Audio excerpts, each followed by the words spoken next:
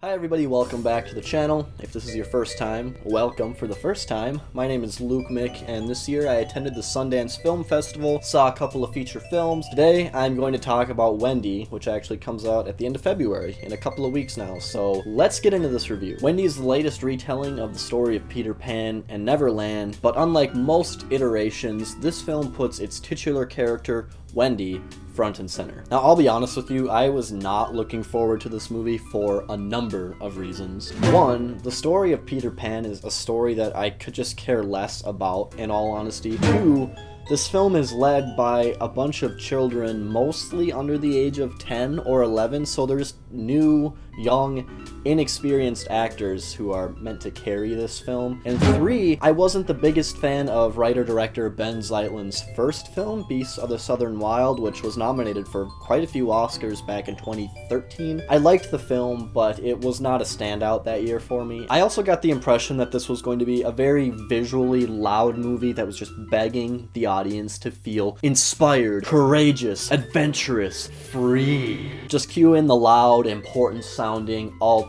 indie rock soundtrack and you can maybe understand my expectations for this movie.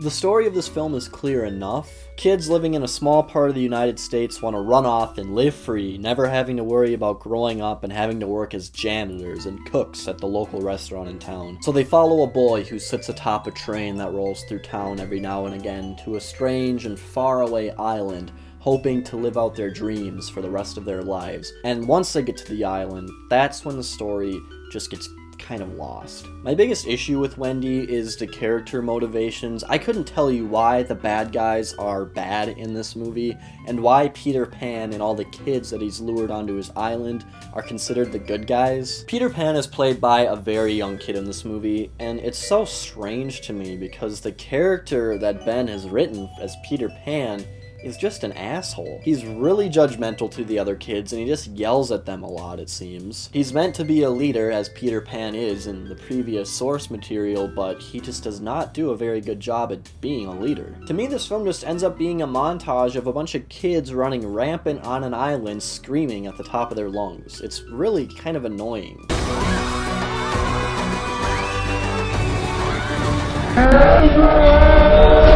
Wendy also narrates a lot of parts of this film, similar to how she does in the trailer, and it's all just so pointless. Remember the voice in your head? The one that said, "Sneak away. Here's the place it came from." It never feels as if it's progressing the narrative or the arc of her character. It's just a bunch of blissful, meaningless words that are put together to sound youthful, pure, and thought-provoking, but it all just amounts to nothing. It's like the movie is never able to make a story of its own. It's like it's trapped in the confines of being a Peter Pan rehash. For example, the Captain Hook character in this movie just feels so underdeveloped and forced, and like they just wrote him in because it's Peter Pan and he has to be there. I think it would have been a lot better if they would have written a different character in and forgotten Captain Hook, or not had a villain at all. It was just like, you're watching this movie that's kind of doing its own thing, but then it's not, because it's like, oh, we have to push this Captain Hook side story into it. Writer-director Benh Zeitlin did a Q&A at the end of the screening, and he talked about the themes of the film a little bit, and little remnants of those themes are in the movie, but to me, none of them were ever fully developed and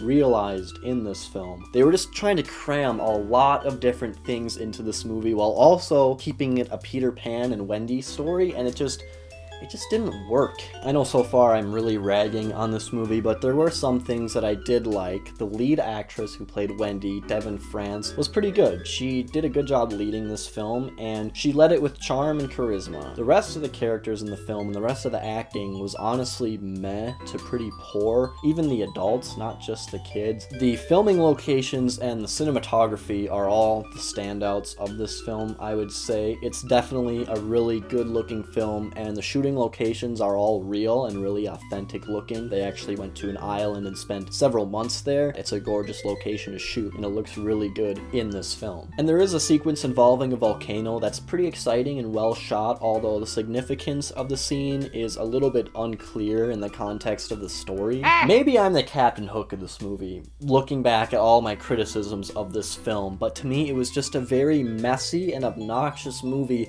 that did not set up clear themes and character motivations. It really just was a movie that did not work for me almost at all. So the film is essentially what I had expected it to be, and I would not recommend it. It's unfortunately a major step down from Beasts of the Southern Wild, which is too bad because I know that a lot of hard work went into the making of Wendy. So that's my review. If you have seen the movie, leave a comment down below if you have a differing opinion, or if you kind of agree with me, or if you want to maybe enlighten me a little bit and make me like the movie a little bit more, if you read into things a little bit differently. That'd be awesome. Anyway, thank you for watching. Please hit that like button if you enjoyed the video, and I'd really appreciate it if you subscribe to the channel as well. If you do, I will talk to you later.